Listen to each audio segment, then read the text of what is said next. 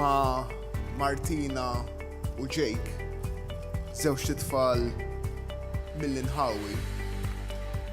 Għalaqna darba għal dejjem il-vit fuq il-heavy fuel oil f'pajjiżna.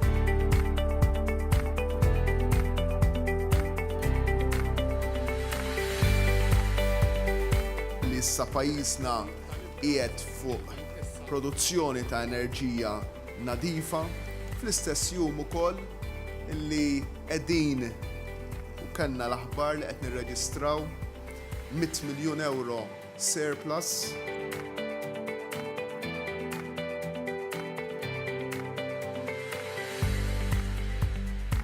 Illum qed inserħu moħħ il-familji li wliedhom u wlied wliedhom se jkunu qed jgħixu f'ambjent aħjar u f'arja aktar nadifa.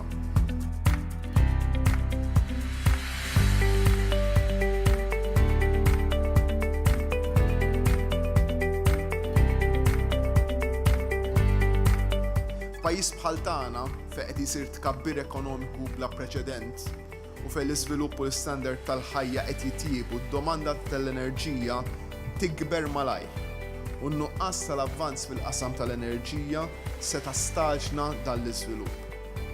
Dan l-impjant kellna bżonnu u għandna bżonnu mhux biss għas-sigurtà tal-provvista tal-enerġija. Iżda għandna bżonnu biex inkunu nistgħu inħarsu il-quddiem għal aktar tkattir ta' ġid.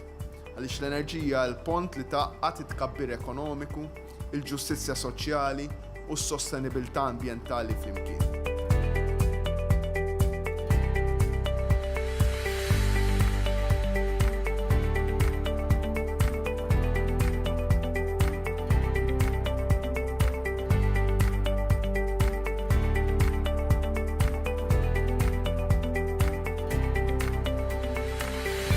Din hija ħolma li ma kinitx ħrafa.